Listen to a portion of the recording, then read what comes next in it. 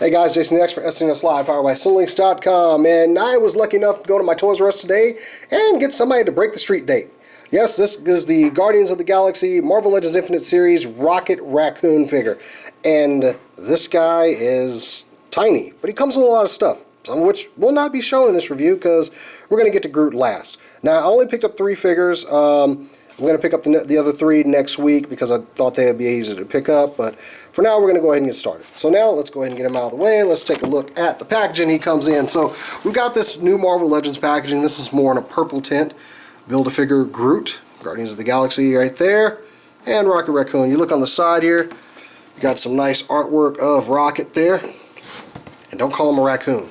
His name is Rocket. On the back, you look at the bio. And there's a look at the figure itself. Now, if you look how this guy is holding the weapon here, he's actually cupping it. We're going to get to that in a second, but it's not, yeah. And here's some of the other offerings in the line. Now, I picked up the first 3. I'll get the other 3 next week. But, of course, there's our Build-A-Figure Groot right there. So, anyway, that's a box.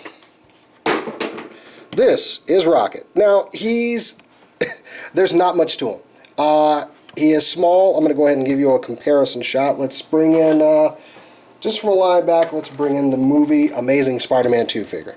Oh, wait. Hold on. I got to bring this camera up because he is, like I said. Now, I do think the scale is perfect. That is about the size that Rocket is. And I think it works. But with these smaller figures, you are going to have some issues, like posability, which we'll get to. But look at him. He is a nice-looking figure. I think this is a perfect representation of the movie version. I mean, you see the nice fur, and this is all, of course, molded. A lot of good paint apps. His face, it seems very docile and not Rocket. I was hoping for maybe a sneer or something. But yeah, he does have, well, we'll get to the articulation later. He comes with this orange suit on him. Not too bad. I kind of wish he had a rocket pack because that's kind of Rocket's thing, but no. Of course, you got a tail here, you know, the feet. It's not much, this guy. He's not that great, but I mean, it is Rocket Racoon. You're going to have to get them all because you want to build Groot. That's how they get you. That's how they get you. So anyway, on to posability on this guy.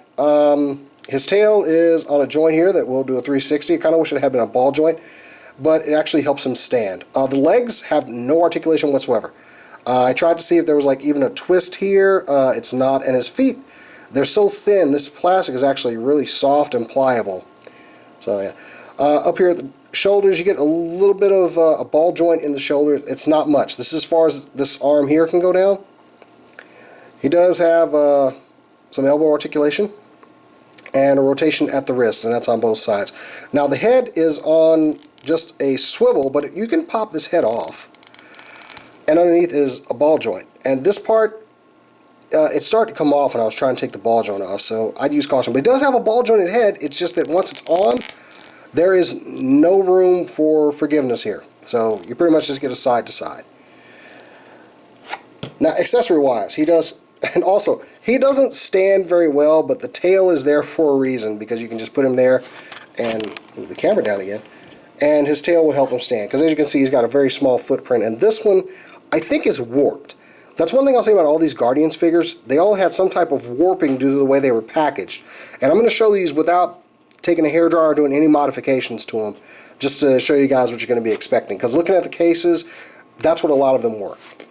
Now, accessory-wise, like I said, he does have this nice alien-looking rifle here.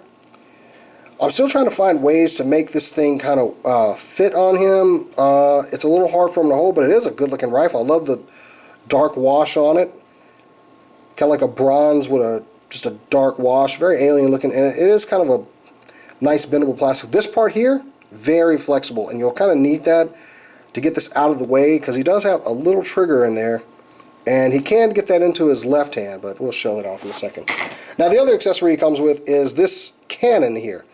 This actually goes to the Peter Quill figure. Goes to his chest, and it's got 2 handles in here for him to hold, which we'll get to that when we get to the Star-Lord interview. Star-Lord, man.